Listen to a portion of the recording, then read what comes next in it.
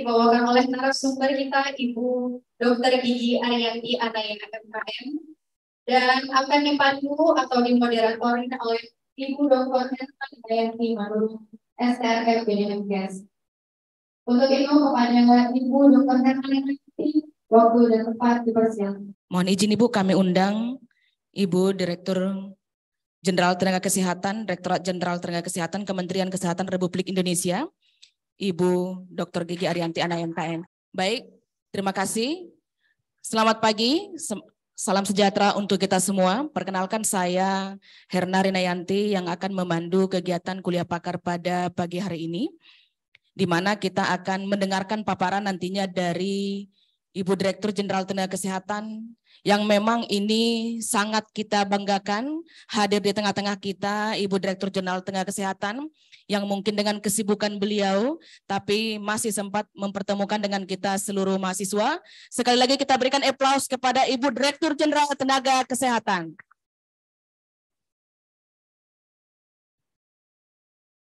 Di mana nantinya beliau akan memaparkan tentang bagaimana peran institusi pendidikan tenaga kesehatan dalam mendukung transformasi kesehatan untuk saat ini. Baik, mohon izin Ibu, boleh saya bacakan sedikit CV-nya Ibu? Baik.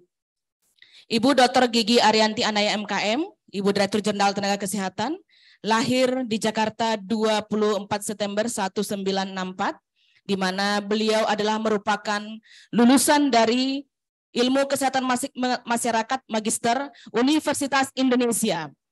Dan jadi hadir bersama kita dari lulusan UI. Kemudian beliau sangat banyak untuk pengalaman kerja. Mungkin kalau saya bacakan nanti tidak cukup waktunya sampai 1 SKS. Jadi artinya ini secara ringkas bahwasanya Ibu Direktur Jenderal Tenaga Kesehatan, Direktorat Jenderal Tenaga Kesehatan Kementerian Kesehatan RI, dulunya juga pernah menjabat sebagai PLT Direktur Jenderal Kefarmasian Alat Kesehatan, kemudian pernah juga Direktur sebagai penilaian alat kesehatan, dan juga banyak untuk pengalaman kerjasama dengan di internasional. Salah satunya adalah Steering Committee World Health Organization, Southeast Asia Regulatory Network dari 2016 sampai saat ini. Kemudian beliau juga menjadi Chair of Asian Medical Device Technical Committee dari 2014 sampai 2019. Begitu juga dengan kegiatan yang nasional, merupakan anggota Dewan Komisaris Perusahaan Perseroan PT Bio Farma sampai saat ini dari sejak Maret 2022.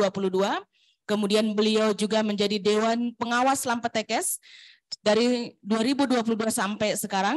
Kemudian beliau juga menjadi Dewan Pengawas Rumah Sakit Umum Pusat Dr. M. Jamil Padang sampai saat ini. Jadi sangat banyak untuk CV beliau, yang artinya ini menjadi kebanggaan kita bisa hadir di tengah kita, yang nantinya juga akan memaparkan berbagai transformasi tentang tenaga kesehatan, bagaimana nantinya kita bisa menjadi tenaga kesehatan yang profesional. Untuk mengefektifkan waktu, kami berikan kesempatan ini kepada Ibu Direktur Jenderal. Waktu dan tempat kami silahkan. Assalamualaikum warahmatullahi wabarakatuh.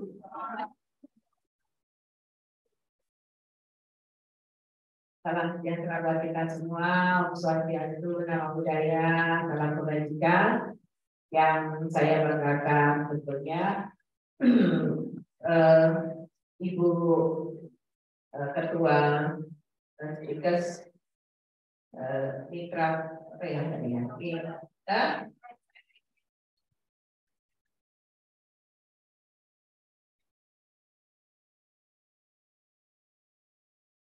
ya. Ibu Ketua Pengurus Yayasan Mitra Husada Medan, Ketua Speakers Mitra Husada Medan, kemudian Ibu Direktur Penyediaan Tenaga Kesehatan, Ibu Vermona, semua para kaprodi, kita akademika seluruh mahasiswa Speakers Mitra Husada Medan, dan tentunya para undangan sekalian yang berbahagia.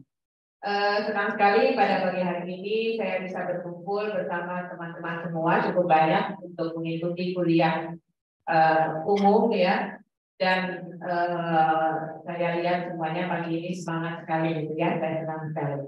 Tepuk tangan buat saya. Tadi saya tanya sama Bu Karmona, Bu ini siapa saja prodinya, prodi keperawatan dan prodi kebidanan. Jadi tentunya teman-teman semua nantinya akan menjadi tenaga kesehatan yang akan ikut bersama-sama melakukan berbagai upaya meningkatkan derajat kesehatan masyarakat. Adik-adik sekalian yang saya banggakan, tentunya kita tahu bahwa Indonesia ini masih menghadapi banyak permasalahan kesehatan. Ada permasalahan kesehatan yang sudah persisten, ya, seperti TB. Indonesia tadinya sudah nomor 3 terbanyak di dunia. Sekarang kita turun lagi ke nomor 2 terbanyak, gitu ya. Jadi kalau peringkat TB itu dari 3 ke 2 itu bukannya prestasi, tapi justru merupakan suatu kemunduran. Hal ini salah satunya adalah disebabkan karena kita tidak mungkin pada saat pandemi kemarin kita masih banyak menghadapi berbagai permasalahan sehingga yang rutin itu tertinggal. Kemudian angka kematian ibu dan anak. Angka kematian ibu dan anak saat ini masih sangat tinggi, gitu ya. Indonesia juga ini masih menjadi persoalan bangsa, dan yang paling penting lagi adalah stunting. Stunting juga Indonesia masih menghadapi banyak sekali permasalahan stunting yang harus kita selesaikan bersama-sama. Di samping penyakit-penyakit atau permasalahan kesehatan tersebut di atas, maka kita dihadapi juga oleh permasalahan kesehatan lain, yaitu tingginya penyakit-penyakit katastrofik, ya, yang saat ini justru menyebabkan angka kematian terbesar dan biaya pelayanan kesehatan yang memakan biaya terlalu besar, yaitu penyakit jantung, penyakit ginjal, penyakit stroke, dan juga kanker.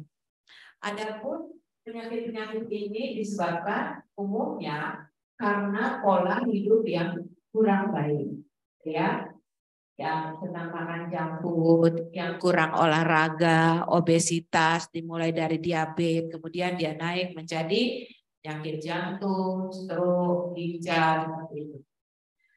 Indonesia saat ini menghadapi cukup besar permasalahan kesehatan terhadap penyakit KDS.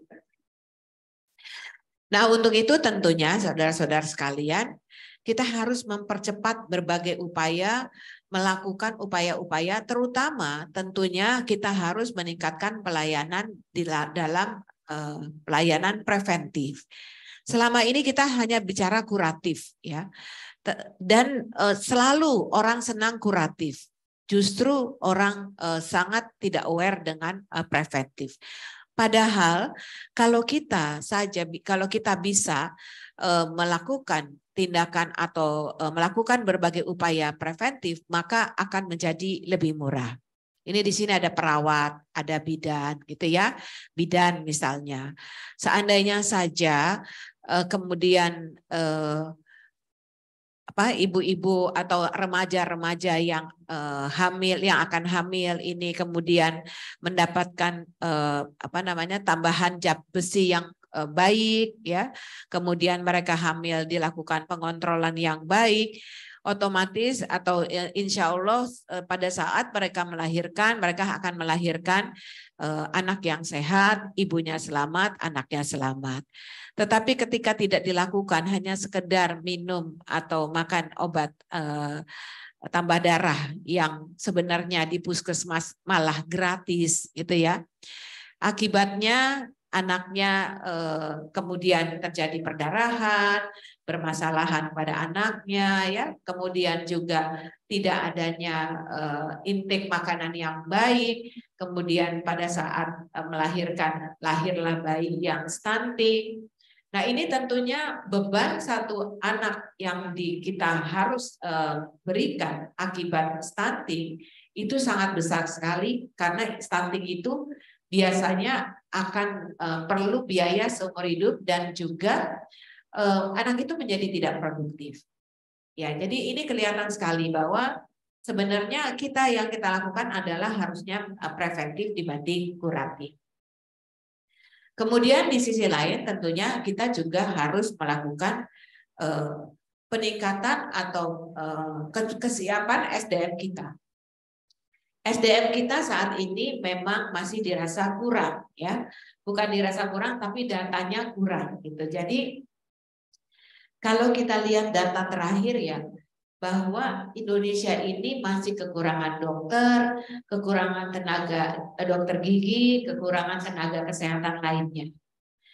Kemudian juga kita juga masih kekurangan distribusi yang tidak merata, sehingga kalau kita lihat di daerah-daerah terpencil, di daerah timur, ini masih sangat kurang tenaga-tenaga kesehatannya. Mudah-mudahan yang satu ruangan ini ya, yang saya perkirakan mungkin ada lebih dari 100 orang nih, nanti kalau sudah lulus, tidak hanya tinggal di kota-kota Medan saja, betul ya? Tapi mau mengabdi di luar Medan karena masih banyak daerah-daerah yang masih membutuhkan adik-adik sekalian nantinya setelah selesai. Kalau kita lihat sekarang ya, jumlah dokter. Jumlah dokter di Indonesia ini kalau berdasarkan persyaratan WHO maka harusnya 1:1000. Tetapi di Indonesia jumlah dokternya masih kurang, masih 0,59 dokter per 1000 penduduk, gitu ya. Inilah yang menyebabkan kemudian banyak saudara-saudara kita yang uangnya banyak, kemudian mereka pergi ke mana? Ke Singapura, ke Malaysia, karena mereka mencari pelayanan yang lebih baik, gitu ya. Di Indonesia 1:1000 saja itu tidak mencukupi, gitu kan, masih kurang. Singapura sudah 3:1000. 3 dokter melayani 1000 masyarakat. Bahkan sekarang Singapura akan meningkatkan 4:1000. Nah, luar biasa perbedaan atau luar biasa tentunya jumlah dokter di Singapura dan juga di Malaysia yang menyebabkan kenyamanan untuk para pasien, sehingga tentunya inilah yang menyebabkan pasien-pasien kemudian atau orang-orang dari Medan khususnya berobat ke luar negeri. Kemudian kalau kita lihat tenaga kesehatan lainnya, kalau kita lihat di puskesmas, puskesmas itu harusnya punya 9 jenis tenaga kesehatan, ya. Ada dokter, dokter gigi, perawat, bidan, ahli gizi, apoteker, kemudian ada prokes, gitu ya. Harusnya 9 jenis nakes itu harus lengkap di puskesmas. Tapi yang ada saat ini masih ada 44% puskesmas. Kita punya puskesmas ada 10.500 puskesmas sekarang. Itu masih ada di 44% belum lengkap tenaga kesehatan yang 9 jenis tenaga kesehatannya. Nah, ini PR. Kalau ditanya di mana ini, pasti banyakkan di daerah Indonesia bagian timur, bagian tengah. Maka tentunya saya mendorong adik-adik sekalian nanti kalau sudah selesai jangan menumpuk di Medan saja, gitu ya. Tapi mau karena nanti banyak yang kosong di tempat-tempat di daerah-daerah lain. Adik-adik sekalian, Bapak Ibu sekalian, begitu banyak permasalahan kesehatan sehingga pemerintah atau Kementerian Kesehatan perlu membuat strategi dan inovasi. Karena kita ingin meningkatkan derajat kesehatan masyarakat di 2024. Target kita 2024, dokter di puskesmas semuanya ada, ya. Tenaga kesehatan di RSUD ini di puskesmas lengkap, dokter spesialis di RSUD lengkap, gitu ya. Nah, tentunya kita juga perlu meningkatkan pelayanan, ya, di rumah sakit maupun di puskesmas. Untuk itu Kementerian Kesehatan sudah membuat pilar transformasi kesehatan, ya. Ada 6 pilar transformasi kesehatan yang akan kita lakukan. Pertama adalah transformasi di bidang layanan primer, di kecilan. Ini yang kita lihat tadi. Transformasi layanan primer adalah upaya yang kita lakukan untuk meningkatkan pelayanan di level vaskes atau layanan primer di puskesmas supaya orang tidak jatuh sakit ya. Tugasnya Kementerian Kesehatan ya adalah membuat orang tetap sehat gitu ya. Karena namanya bukan Kementerian Kesehatan ya, teman-teman ya. Jadi tugasnya Kementerian Kesehatan adalah membuat semua rakyat tetap sehat.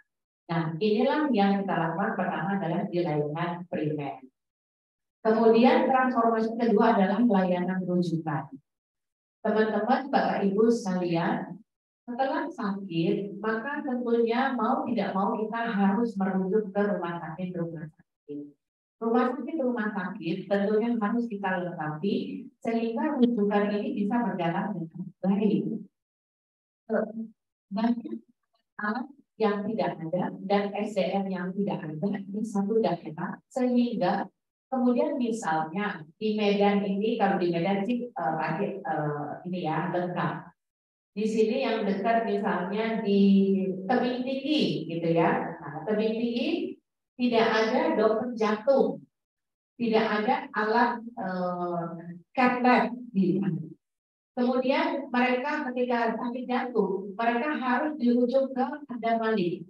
Pada saat merujuk, kita tentunya hanya berdoa semoga pasiennya masih hidup. Betul nggak? Ya kan? Karena nih kalau perawat dan bidan pasti belajar bahwa kalau kita menangani penyakit jantung tentu ada golden period yang nggak boleh dilewati seperti itu. Nah inilah yang sedang kita lengkapi ya, rujukan-rujukan yang sedang rumah sakit rujukan yang sedang kita lengkapi.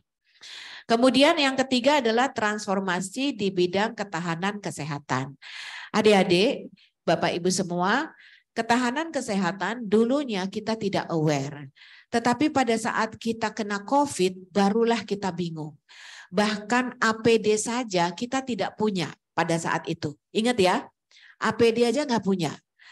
Masker tidak punya. Semuanya import gitu. Apalagi yang barang-barang atau produk-produk alat kesehatan dan obat-obatan yang lain. Untuk itu maka Kementerian Kesehatan melakukan transformasi ketahanan kesehatan sehingga semua produk-produk sediaan farmasi, alat kesehatan itu semuanya bisa dibuat di dalam negeri termasuk vaksinnya. Kalau tidak, kita berkejaran mencari di luar, sementara orang luar yang punya barang itu disimpan juga, dia takut gitu ya. Jadi seperti itu kejadiannya gitu pada saat pandemi. Kemudian yang keempat adalah kita akan melakukan perubahan terhadap pembiayaan kesehatan, JKN, BPJS. Kelima, kita akan lihat dulu slide-nya. Kelima, kita akan melakukan transformasi SDM kesehatan. SDM kesehatan ini menjadi penting karena ada 3 hal penting, yaitu pertama terkait jumlah kita yang belum mencukupi, distribusi yang belum merata, dan kualitasnya. Kualitas harus dijaga karena kita akan bersaing dengan negara luar. Indonesia sudah membuka diri khususnya untuk kawasan ekonomi khusus ya, di mana rumah sakit atau investasi dari luar dibawa ke dalam negeri ya.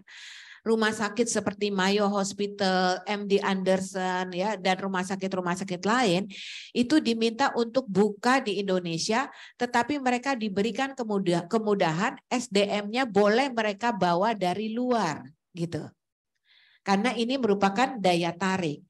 Nah tentunya kita mau, kalaupun mereka membawa dari luar, ini hanya sebagian ya untuk transfer knowledge, untuk perawat atau untuk tenaga kesehatan yang di dalam. Sisanya harus bisa diisi oleh teman-teman dari dalam negeri gitu ya, lulusan dalam negeri. Untuk itu tentunya lulusan dalam negeri harus bisa setara kualitasnya dengan luar negeri. Dan yang ketiga adalah digital teknologi. Nah, untuk kita bicara pelayanan primer, saya ingin menyampaikan bahwa Kementerian Kesehatan sekarang sedang melakukan perluasan cakupan terhadap pelayanan primer. Ini untuk perawat dan bidan, ya. Pertama adalah kita akan membuat laboratorium, itu laboratorium pemeriksaan sampai ke level yang paling rendah, yaitu ada di puskesmas. Puskesmas itu nantinya bisa mendeteksi kolesterol, ya, kemudian gula darah. Itu kan yang paling simpel sebagai preventif untuk mereka tahu bahwa mereka apakah mereka kena sakit, kena diabetes, gitu ya. Karena sebenarnya dari data 70% penyakit diabetes itu tidak terdeteksi. Dia terdeteksi pada saat dia sudah kena ginjal, sudah kena jantung gitu ya. Baru dia ternyata diabetes. Nah, sekarang kita akan membuat pelayanan itu sampai di posyandu ya. Jadi puskesmas turun lagi ke posyandu. Di posyandu itu akan ada pemeriksaan glukotes, pemeriksaan kolesterol yang paling sederhana. Dan nanti di posyandu prima, kita bilang posyandu prima itu ya harus ada 1 bidan dan 1 perawat. Kalau dulu itu adanya di puskesmas, di posyandu itu hanya ada kader.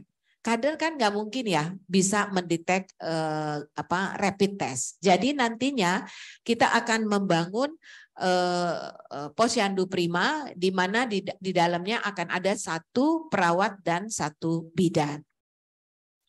Kemudian bagaimana yang di puskesmas?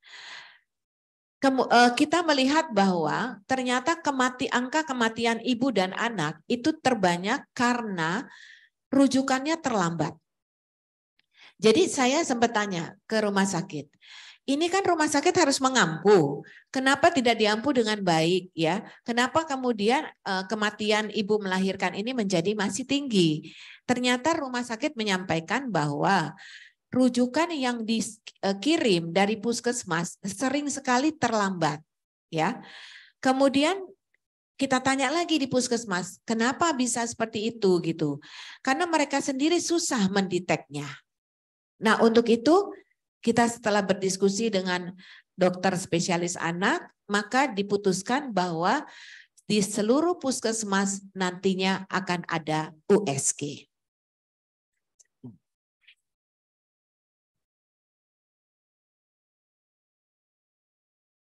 Saat ini sudah ada dari 10.500 puskesmas, sudah ada 3.000 puskesmas yang sudah ada USG-nya. Ya, USG 2 dimensi. Kalau dulu bidan kan nggak boleh ya melakukan USG kan. Nah, sekarang boleh di bawah pengawasan dokter. Tetapi nantinya akan ada penambahan kompetensi. USG yang dilakukan, yang ada di puskesmas nantinya bukan hanya untuk mendetek bayi, ya, tetapi USG ini juga akan dimaksimalkan fungsinya dengan 2 probe, ya, untuk mendeteksi kanker payudara. Karena ternyata USG ini kan bukan hanya bisa untuk mendeteksi janin, tetapi juga untuk mendetek adanya benjolan ya. Walaupun nanti diagnosanya tentu akan dirujuk ya, tetapi paling tidak kita bisa sudah mendapatkan atau screening awal gitu ya.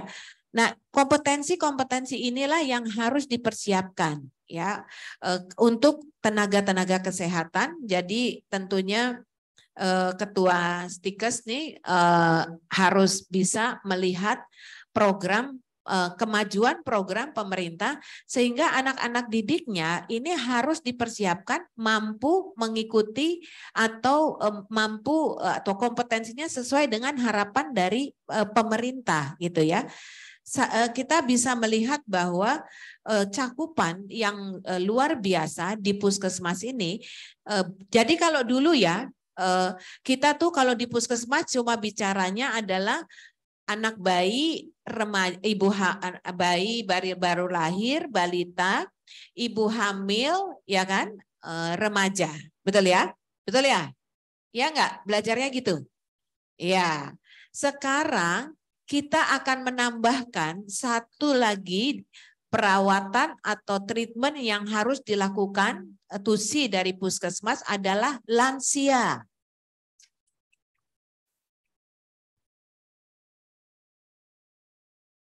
Eko bisa nggak tolong bukain yang saya kirim terakhir, yang cakupannya kok, ya. Lansia, kenapa? Karena Indonesia ini kan sekarang usia harapan hidupnya semakin besar, ya, karena tingkat kesehatannya sudah semakin baik. Tetapi artinya banyak lansia-lansia yang tentunya harus juga dilakukan perawatan dengan baik, karena lansia ini tentu akan membawa penyakit-penyakit penyerta, ya. Walau dirawat seperti apa, kalau namanya lansia tentu ada aja penyakit penyerta yang selalu mengikuti. Nah, inilah yang selama ini tidak dilakukan, sehingga akibatnya apa? Lansia ini stroke, ginjal, jantung, ya, yang kembali lagi membebani biaya kesehatan untuk negara, membebani APBN untuk negara. Nah, untuk itu lansia ini sekarang masuk ke dalam tugas atau fungsi dari layanan primer, gitu ya. Nah, ini tentu harus kita lakukan upaya penambahan kompetensi kepada perawat-perawat kita, gitu ya, supaya mereka mampu untuk bisa memberikan pelayanan terhadap lansia. Nah, ini ya, saya nggak tahu ya, kelihatan atau enggak.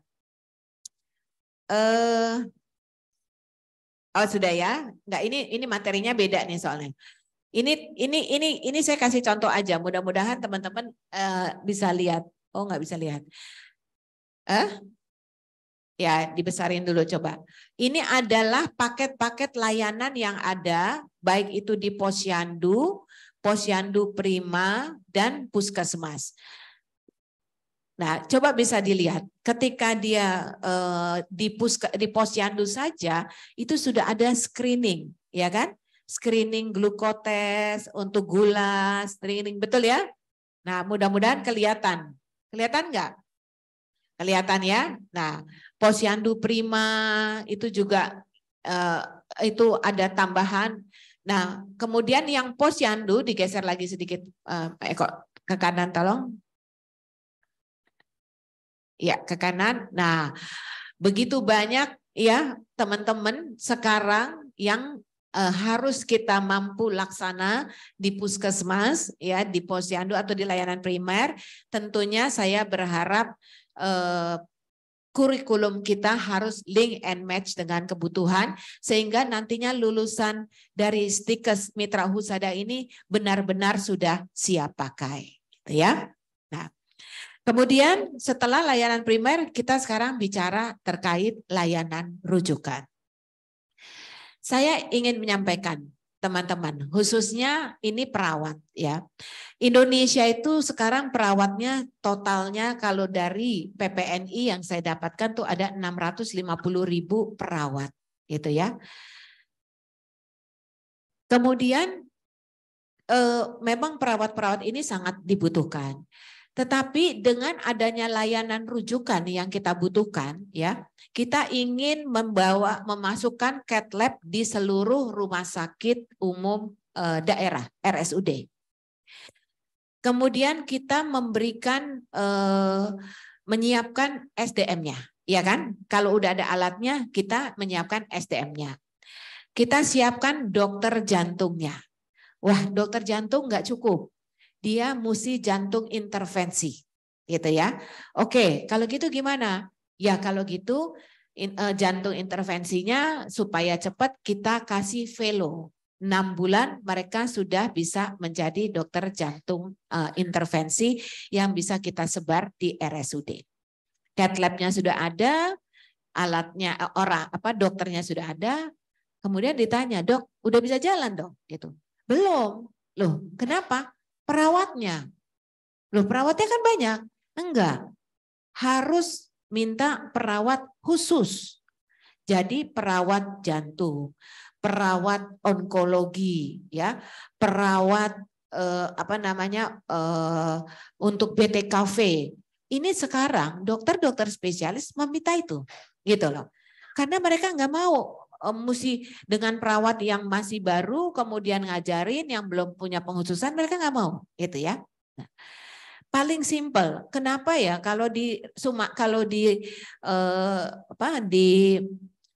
Singapura kita kalau mesti kena CA ya, kemudian kan kita mesti perawatan gitu ya.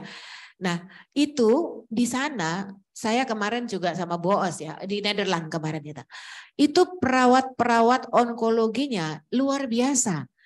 Mereka tidak langsung mereka ketemu dokter pertama kali saja untuk diagnosa. Berikutnya yang melakukan perawatan, yang menangani, yang melakukan konsul itu adalah perawat. Nah, bagaimana kita bisa membangun perawat-perawat yang bisa selevel dengan dokter? Ya kan?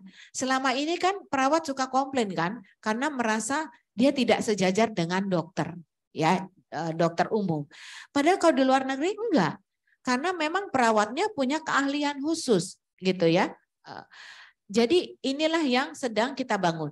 Ya Ibu Ketua, bahwa setelah selesai sekolah perawat, maka mereka akan kita arahkan untuk menambah kompetensi pencirian yang tentunya bisa juga dilakukan di Stikes ini. Sehingga nantinya Stikes ini menghasilkan perawat-perawat plus gitulah ya. Itu yang harus kita lakukan karena memang peminatnya luar biasa gitu. Nah, Bapak Ibu sekalian, memang perkembangan transformasi yang kita lakukan ini luar biasa ya. RSUD yang akan diberikan CT scan dengan layanan rujukan ini sangat banyak sekali, dan kalau ini tidak diikuti dengan ketersediaan dari tenaga kesehatannya tentu akan sangat susah sekali gitu ya.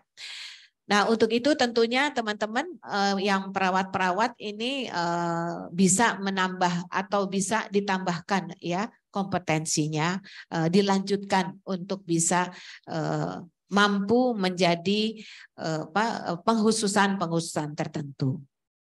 Nah, kemudian yang ketiga, ini perawat ya, perawat dan bidan. Saya nggak tahu bidan, tapi untuk perawat-perawat ya. Perawat-perawat Indonesia ini sudah terkenal di luar negeri sangat bagus ya. Saya kemarin ngecek ke luar negeri gitu ya. Mereka sampai bilang, Bu, kami ini tidak mau terima kalau bukan perawat dari Indonesia. Karena perawat Indonesia ini sabar-sabar, baik dan pintar. Tepuk tangan dulu buat calon.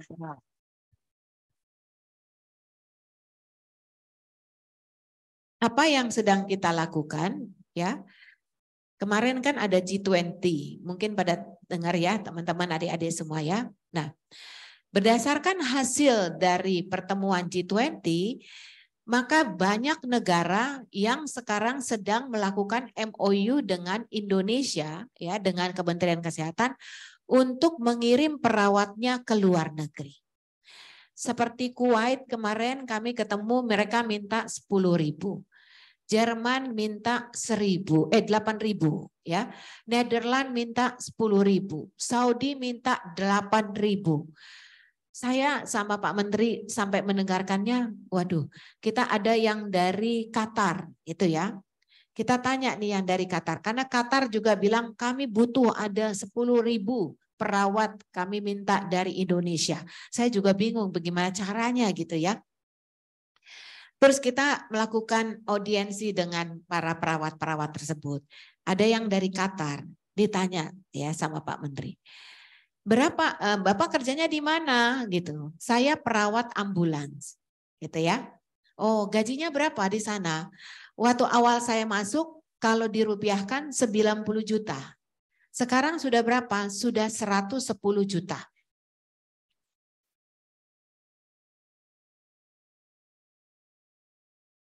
itu gaji ya adik-adik lebih besar daripada gajinya dirjen dan lebih besar daripada gajinya menteri gitu ya. Terus ditanya, apalagi fasilitas yang didapat? Oh, kami bisa dapat diberikan tempat tinggal. Kemudian kemarin karena Kuwait menang bola, mereka mendapatkan bonus lagi. Setahun mereka bisa dapat bonus 2 kali. Mereka bisa dapat perjalanan pulang setahun, bisa cuti 20 hari, kalau saya nggak salah 20 hari, di mana mereka bisa mendapatkan tiket pesawat bisnis kelas untuk sekeluarga. Siapa yang kepengen berangkat ke Kuwait? Ya kan? Siapa yang mau di sini berangkat ke luar negeri? Harusnya orang Medan berani nih. Ayo coba. Ayo coba. Ayo coba. Nah. Mau nggak? Mau kan? Di Jepang juga banyak. Gajinya berapa? 40 sampai 90 juta. Mau nggak? Nah.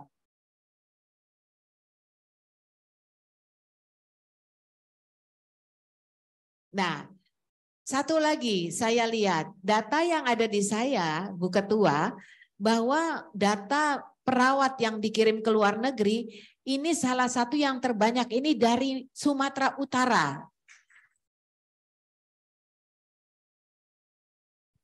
Karena mungkin orang Sumatera Utara nih orang Medan berani-berani gitu ya. Nah, jadi siap untuk pergi ke luar negeri. Saya lihat nih perawatnya waktu saya datang ke sana. Wah, saya sampai kira ini udah seperti orang bule gitu ya Bu Ketua di sana. Saya tanya, udah berapa lama Dek berangkat di sini? Sudah 6 bulan Bu. Baru 6 bulan di Belanda, wah gayanya sudah luar biasa gitu ya. Nah jadi tentunya saya yakin bahwa kesempatan untuk keluar negeri ini harusnya kita jawab ya adik-adik sekalian, karena kita bisa mendapatkan kesempatan untuk bisa mencari pengalaman, dan saya sudah lihat semuanya penginapan semua juga sangat layak. Bahkan kalau ada kerjasama kami gitu ya dengan Amsterdam, itu bekerja di sana sambil sekolah. Setelah 4 tahun, kalau lulus mendapat sertifikat yang bisa diakui di seluruh negara Eropa, gajinya tentunya menjadi tinggi dan bisa keliling-keliling pindah-pindah kemana-mana saja gitu ya. Nah ini tentunya suatu opportunity yang baik. Nah untuk itu tentunya teman-teman semua, apa sih yang menjadi kendala hambatan keluarnya perawat-perawat kita atau berangkatnya ke luar negeri perawat-perawat kita? Ternyata kalau masalah teknis nggak ada masalah gitu ya, karena perawat Indonesia tuh pinter-pinter. Permasalahannya adalah di bahasa. Jadi kalau orang Belanda mau ke Belanda itu pasti harus bisa bahasa Belanda. Kalau Jepang juga seperti itu gitu ya. Jerman juga seperti itu. Maka Bu Ketua, Bapak Ibu gitu ya, saya sarankan untuk menambah bahasa di luar bahasa Inggris. Kalau bahasa Inggris mah sudah harus gitu ya, agar anak-anak ini tidak perlu lagi menunggu ya. Kalau sekarang mereka sudah lulus, kemudian ketika dites bahasanya belum bisa, mereka harus ambil bahasa lagi 1 tahun gitu. Nah harusnya kalau ini bisa diinsert di dalam kurikulum sejak semester awal ya, tentunya ini akan lebih mudah bisa mempercepat para perawat-perawat lulusan Stikes Mitra Husada ini berangkat ke luar negeri ya. Tepuk tangan tentu. Nah, ini adalah suatu hal kesempatan yang baik ya. Jadi bukan hanya di dalam tetapi juga di luar negeri. Adik-adik sekalian, tentunya saya berharap Stikes ini bisa melakukan berbagai upaya transformasi karena perubahan transformasi kesehatan yang dilakukan oleh Kementerian Kesehatan ini luar biasa cepatnya. Kalau tidak diikuti oleh perubahan kurikulum, maka tentu tidak bisa kita mengikuti tantangan yang ada dan pada akhirnya tentu anak-anak didik kita tidak siap berdaya saing baik di dalam maupun di luar negeri. Untuk itu tentunya penguatan status kelembagaan itu penting ya. Kemudian juga teknologi digital itu harus dikuasai. Bahasa harus dikuasai, harusnya tidak hanya satu bahasa, tetapi harus ada tambahan dari bahasa Inggris ya. Dan mudah-mudahan nantinya lulusan Stikes Mitra Husada ini bisa menjadi mitra Kementerian Kesehatan untuk menyelesaikan permasalahan kesehatan. Demikian. Mudah-mudahan apa yang saya sampaikan tadi bisa bermanfaat untuk para pengelola dan juga tentunya calon tenaga kesehatan, perawat dan bidan yang luar biasa yang ada di ruang ini. Terima kasih. Wabillahi taufiq wa hidayah. Wassalamualaikum warahmatullahi wabarakatuh. Baik, sekali lagi kita berikan aplaus kepada Ibu Direktur Jenderal Tenaga Kesehatan.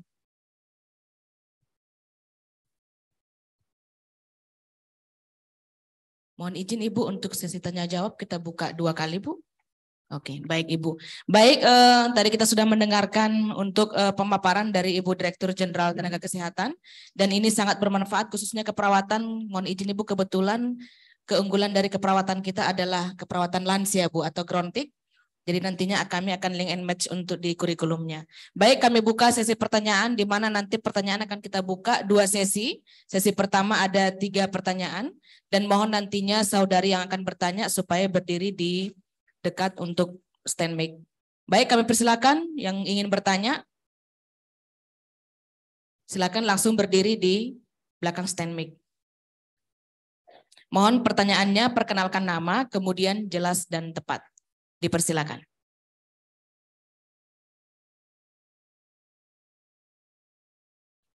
Selamat pagi Ibu. Terima kasih saya ucapkan kepada moderator atas kesempatan yang diberikan kepada saya.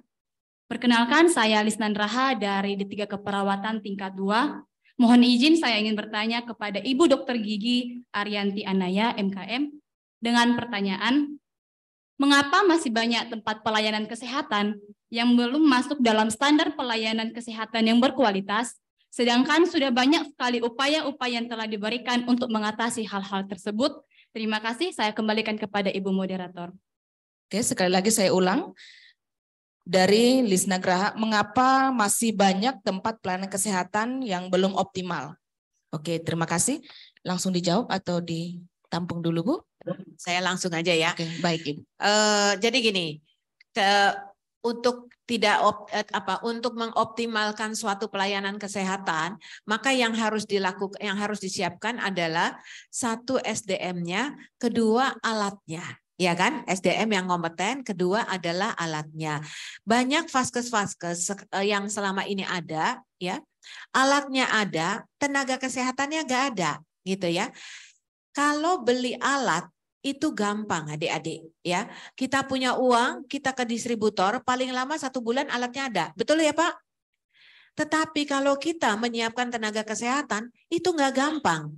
Mendidik adik-adik aja 6 semester. Betul ya? Gitu loh. Ya. Nah, inilah yang menjadi kendala selama ini di mana para penyelenggara daerah gitu kan ada otonomi, daerah itu lebih senang membeli alat daripada menyiapkan tenaga kesehatannya. Ya.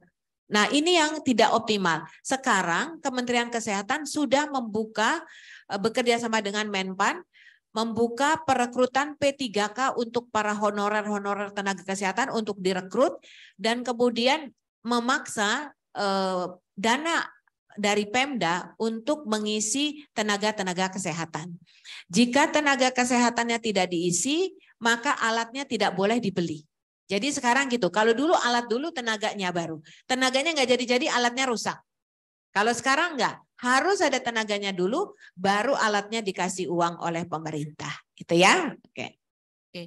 Baik, Saudari Lisna Graha, untuk mengoptimalkan adalah yang dibutuhkan yang pertama adalah SDM yang kompeten, kemudian baru kesiapan untuk sarana prasarana. Oke, apakah sudah bisa? Oke, terima kasih. Dilanjut pertanyaan yang kedua.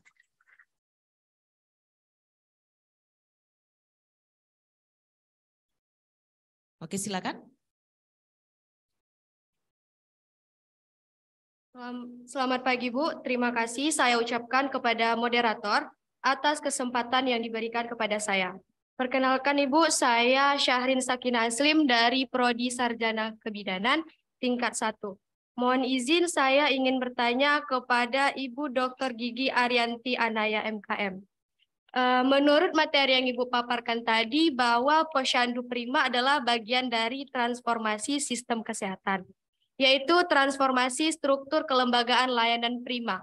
Dan pada materi tersebut saya juga mendapatkan suatu topik yaitu dalam pengendalian PTM. Pertanyaan saya, apa sebenarnya tujuan Posyandu dalam pengendalian PTM dan bagaimana saya sebagai salah satu tenaga kesehatan dalam mengendalikan PTM tersebut di dalam suatu Posyandu. Terima kasih Ibu, saya kembalikan kepada moderator. Mohon izin Ibu, saya ulangi untuk pertanyaan dari Syahrin dari Prodi Kebidanan Sarjana terkait dengan transformasi kesehatan khususnya di Posyandu Primer, bahwasannya dilaksanakan di sana pengendalian penyakit tidak menular atau PTM. Dan nantinya apa yang menjadi peran tenaga kesehatan untuk pengendalian PTM? Kami persilakan Ibu. Ya. Makasih. Jadi PTM tadi yang saya sampaikan ya, PTM adalah penyakit tidak menular yang ternyata mengakibatkan biaya kesehatan yang besar ya. Jadi bukan hanya penyakit menular. Jadi Indonesia menghadapi double burden.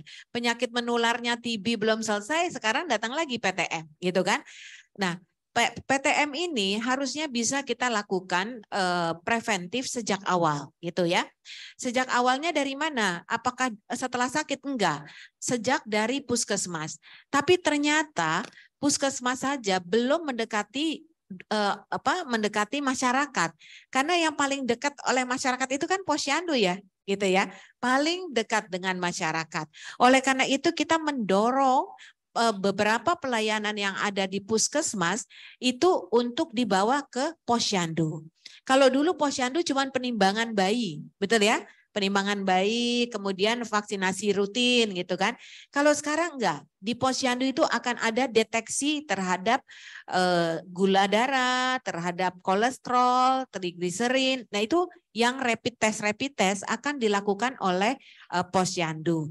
Nah tentunya siapa yang akan melakukan itu? Tentunya perawat dan bidan, gitu ya. Maka di Posyandu ini nanti akan ada perawat dan bidan. Bu, bidan kan hanya mengurusi ibu hamil, enggak, karena kita kan sama-sama tenaga kesehatan. Kalau sudah ada di lapangan kita harus siap. Bidan pasti bisa melaksanakan rapid test, nggak mungkin nggak bisa, ya kan? Gitu. Nah ini nanti yang menjadi perannya adik-adik sekalian di Posyandu, kan ya? Oke, terima kasih. Untuk kesimpulannya adalah bahwasannya untuk saat ini tenaga kesehatan difokuskan kepada upaya preventif dan promotif dan mulai dari transformasi dari Posyandu Primer yang nantinya wajib harus ada ya Bu, bidan dan perawat yang dulunya mungkin hanya oleh kader. Oke, bagaimana Dek Saudara Syahrin? Oke, terima kasih. Kita berikan dulu aplaus dan semangatnya. Ini saya lihat semuanya hanya tingkat 1 yang bertanya ini. Mungkin tingkat 2 dan tingkat 3 dipersilakan. Yang D3 bidan silakan. Oke, langsung deh menuju stand mic saudara. Mungkin saudari yang ingin bertanya mungkin duduknya di sebelah pinggir supaya lebih cepat. Silakan. Selamat pagi Bu, terima kasih saya ucapkan kepada moderator atas kesempatan yang diberikan kepada saya. Perkenalkan nama saya Putriani Borsiaan, saya dari tingkat 4 Sarjana Kebidanan. Di sini saya ingin bertanya kepada Ibu Dr. Gigi Ariyanti Ayana MKM. Di sini saya ingin bertanya Bu, di mana pada data di mana 44% puskesmas belum lengkap dengan 9 jenis tenaga kesehatan dan sesuai persyaratan itu cenderung kurang meratanya sumber daya manusia di daerah Indonesia bagian tengah dan bagian timur, Bu. Jadi di sini khususnya kami sebagai tingkat 4 sarjana kebidanan sebentar lagi juga akan menjadi fresh graduate, Bu. Di sini ya, apakah kami di mana kami juga akan berniat bekerja di sana? Pertanyaan saya adalah apakah ada pelatihan khusus dari pihak Kementerian Kesehatan untuk pemberdayaan sumber daya manusia seperti kami fresh graduate yang akan bekerja di daerah terpencil tersebut, Bu. Terima kasih, saya kembalikan kepada Ibu Moderator. Fitriani berusaha, Ibu. Terima kasih Mbak Fitriani ya, Kak Fitriani. Saya apresiasi Bapak sudah semangat mau bekerja di daerah terpencil, di daerah ya. Jadi teman-teman sekalian, sekaligus saya kasih tahu ke teman-teman sekalian, Kementerian Kesehatan mempunyai program penempatan atau penugasan khusus untuk tenaga-tenaga kesehatan, khususnya mengisi yang daerah-daerah kosong. Ya, namanya penugasan khusus tuh ada programnya, ada Padinakes, ada Nusantara Sehat, mungkin pernah dengar ya. Dan nanti kita akan menempatkan ya Mbak Fitri di daerah-daerah yang kosong dan selama 2 tahun akan digaji, diberikan insentif oleh pusat ya. Gajinya saya berapa ya Bu? Oh, saya enggak ini. 6 ya. 6 juta, tapi kelihatannya ini akan direvisi mungkin ya didirikan selama 2 tahun mereka berada di daerah-daerah terpencil gitu. Seperti itu ya. Saya nggak tahu pastinya ya, saya lupa berapa. Tapi peminatnya sangat banyak. Nah, nanti penempatan itu bisa gitu ya, Bu Fitri ya. Baik. Oh, oke. Oh, 8 juta gajinya untuk D4 itu. Ya. Nah, itu belum lagi jasa yang didapat dari tempatnya, dari daerah. Itu uang yang diberikan oleh pusat ya, termasuk biaya transportasi transport, tetapi kita juga akan meminta daerah untuk memberikan jasa tambahan untuk yang perawat ada di daerah tersebut ya. Oke. Ada yang tepuk tangan nih, semangat ya? Mau ya? Mau, Ibu. Oh, mau. Ya. Terima kasih ya kalau mau berangkat. Ya, silakan. Terima kasih Ibu, perlu sedikit kami laporkan, kita juga sudah ada yang lulus untuk alumni kita di Nusantara Sehat Ibu. Dan nantinya ini juga bisa menjadi pengembangan untuk Stikes Metro Sada Medan. Baik, untuk Saudari Fitriani apakah sudah terjawab? Oke, terima kasih. Untuk season kedua masih dibuka Bu? Oh, 2 lagi. Baik, ada 2 lagi untuk pertanyaannya. Dipersilakan. Oke, langsung deh menuju di stand mic biar waktunya cepat dan tepat.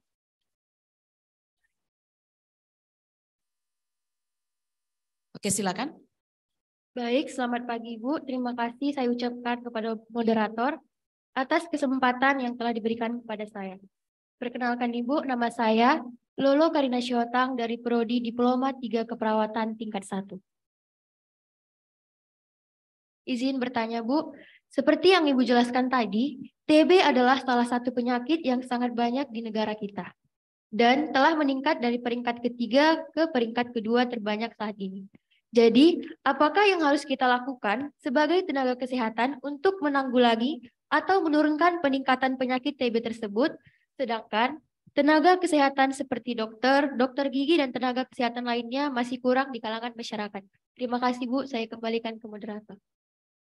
Oke, terima kasih Bu. Pertanyaan dari Lolo Borsihotang, dengan adanya peringkat TB, apa yang akan menjadi upaya mempercepat? Terima kasih. Ya. Pertama tentunya kita akan menguatkan kembali upaya preventif dan promotif untuk sampai di posyandu, dan apa yang kita lakukan adalah preventif ini mengajak para masyarakat untuk patuh minum obat ya. Sekarang kami sedang membuat sistem bagaimana bisa memantau bahwa obat itu diminum. Itu yang sedang kita lakukan. Nah, kemudian kita juga sedang melakukan penelitian yang disebut genomic sequencing. Kita sudah punya alatnya. itu nantinya akan bisa memeriksa masyarakat ya terhadap gennya, sehingga kita bisa melihat sebenarnya TB-nya ini sudah resisten nggak sih sama rifampicin gitu ya. Kalau sekarang kan semua TB sama diobatin, tahu tuh dia nggak baik-baik, dia resisten gitu ya. Nah ini yang juga sedang kita lakukan. Nah tetapi upaya yang paling penting adalah melakukan edukasi, sosialisasi dan edukasi, dan itu harus dilakukan oleh perawat yang ada di posyandu dan di puskesmas. Jadi peran adik-adik sangat besar sekali untuk menurunkan TB yang saat ini terus meningkat. Terima kasih. Bahwasanya untuk penguatan yang pertama wajib preventif dan promotif ya Bu ya. Dan nantinya ini menjadi tugas kita bersama sebagai tenaga kesehatan untuk memberikan KIE, komunikasi, informasi, dan edukasi. Dan saat ini Kementerian Kesehatan sudah merancang program untuk bagaimana kepatuhan untuk minum obat bagi penderita TB. Itu salah satunya untuk intervensi.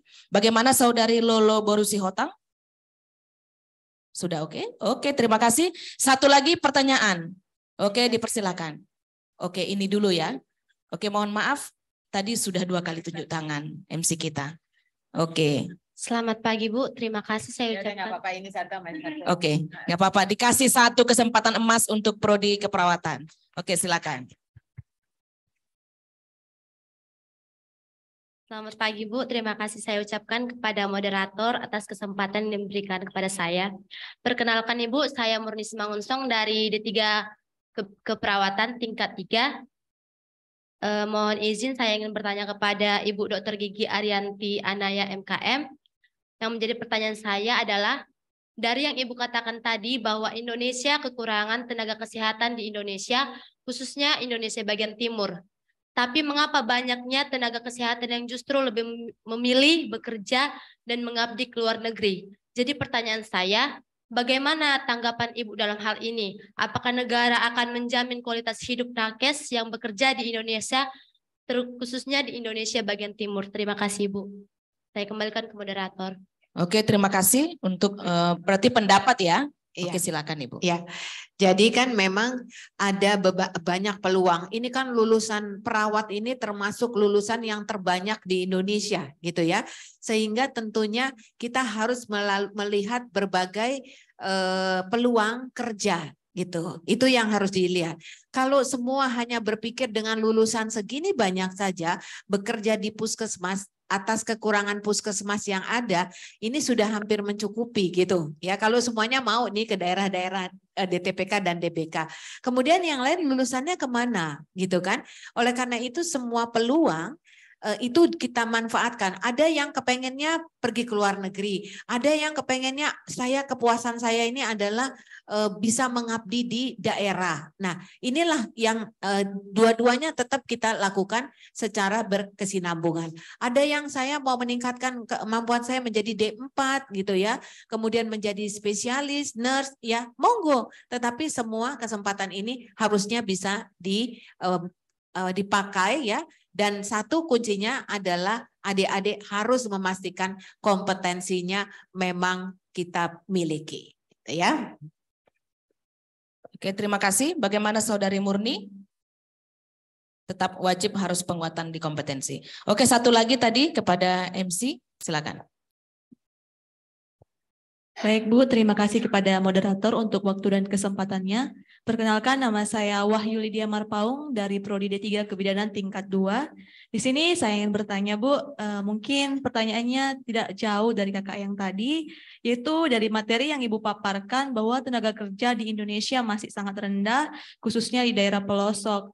Namun di sini Ibu juga menyampaikan untuk memprepare tenaga kerja supaya dapat bekerja di luar negeri karena dapat memberikan income yang lebih dibandingkan dengan income di Indonesia.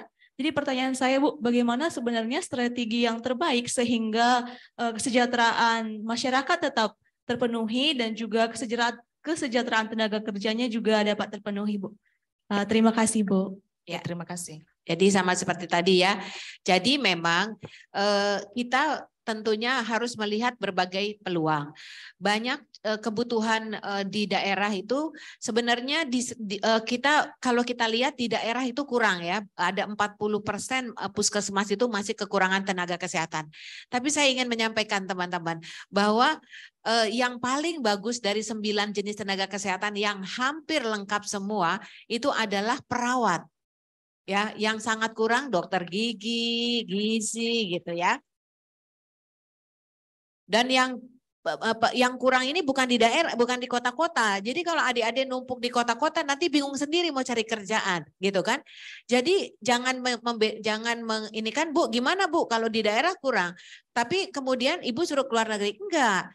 Orang yang mau ke daerah ini sangat ditunggu-tunggu. Silahkan berangkat, Kementerian Kesehatan sangat mendukung, bahkan kami punya pembiayaan khusus, gitu ya.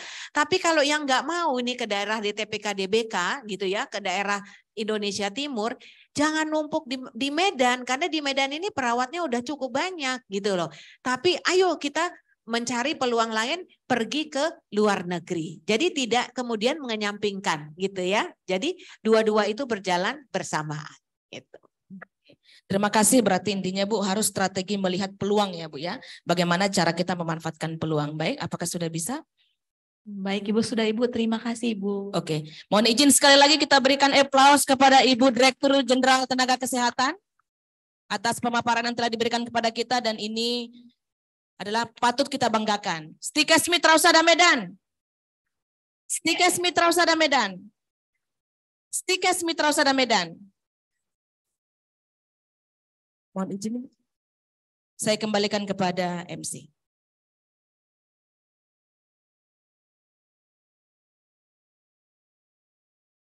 Terima kasih kami ucapkan kepada Dr. Aryani Anaya MKM atas penyampaiannya yang sangat luar biasa.